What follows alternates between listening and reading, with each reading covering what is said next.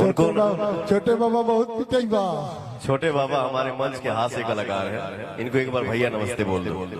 भैया प्रणाम। नो एक्सेप्ट सब ना जाए सब माफ।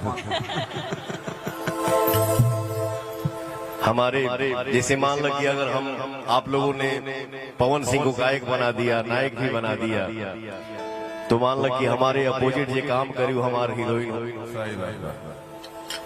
और जितना देर के लिए काम है उतनी देर के लिए मैं ही हूँ, दूसरा कोई आ नहीं सकता, आने नहीं दूंगा। हीरोइन को पीतो जी बाजी दीजिए, ठीक ना। तो ऋतु जी, आस्था जी, ये हमारे साले साहब हुए फिल्मी दुनिया के, तो आप भी इनको भैया प्रणाम बोल दीजिए।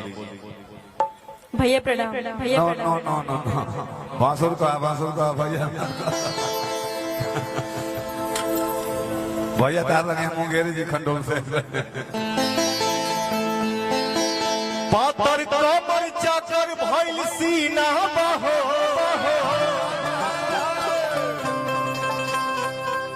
पातर कमर चाकर भइल सीना बहो, आ देखी लइकन के छूटत पसीना बहो। काकी करतारू यूज टाइट रहता ची, असर करत न जाड़ के महीना। ये हमारे साथ बहुत पहले फिल्म के लिए बड़ी, ठीक ना। तो हमारी भगवान हमारे सामने खड़े हैं, बैठे, खुल के एंजॉय करिए, ठीक है। असर करत नजर के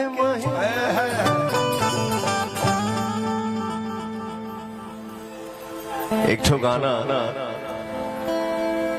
कहीं भी किसी भी इंसान को सीढ़ी बाई सीढ़ी आगे बढ़ना चाहिए।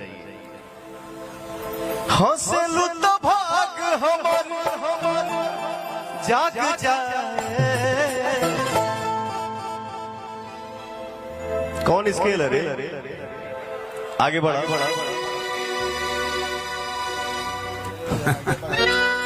एक मिनट।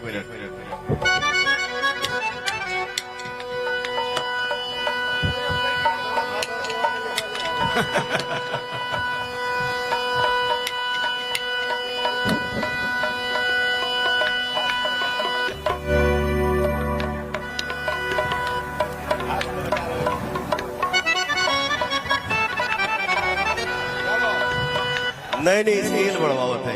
हेलो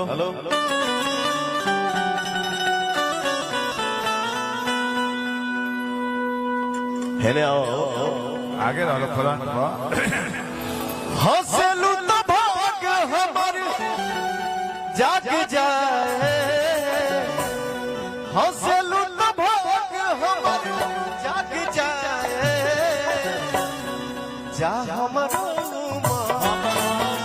हमरो तोहरे के लाग जाए, या हमरो तोहरे के लाग जाए। हंसलू तो भाग हमर जाग जाए, हंसलू तो भाग हमर जाग जाए।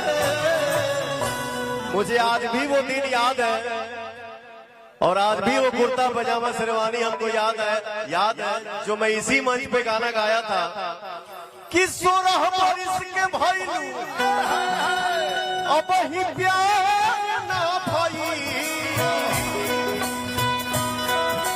16 बरिस के भइलू अब ही प्यार ना भई। ई जवानी बाबा का रुक रे, ई जवानी बाबा का कौन यार।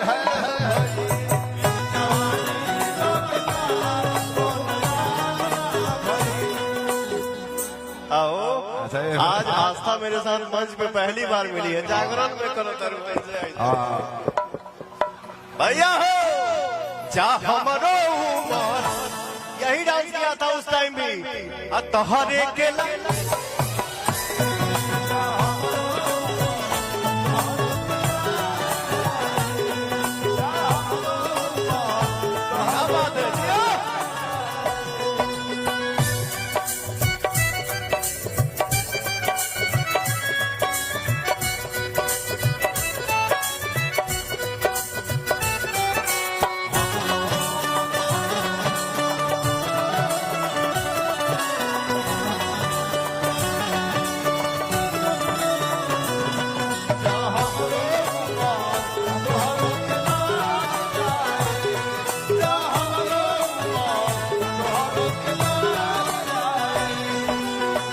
मिलके जब जालू मोरे धान हो जियारा जरेला छान छान हो मिलके जब जालू मोरे धान हो जियारा जरेला छान छान हो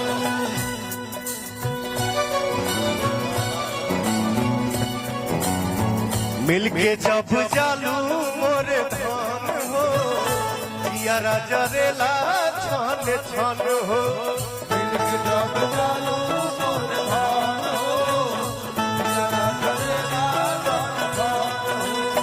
हे भैया एक चीज हमसे छूट गया था। इस महोत्सव में मंच के सामने हमारे जितने भाई यूट्यूबर भाई बैठे हैं खड़े हैं कैमरा लेके, जे भी भाई हमारे न्यूज चैनल से बा, आप सभी को मेरा सादर प्रणाम।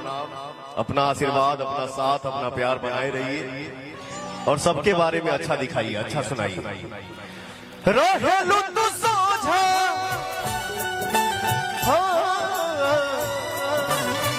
रहेलू तू सोझा, दुख भाग जाए। आइए हीना जी आइए। अरे अगर जीती जी के साथ रह दिए ना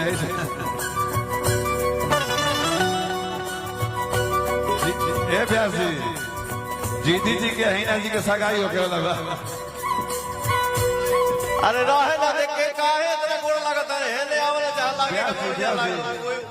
जीती जी के हीना जी के सगाई होके लगा देखिए तेरे से के में के बा।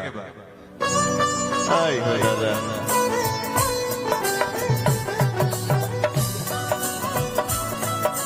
पुरान चाउर के पंथ पड़े लाओ भैया।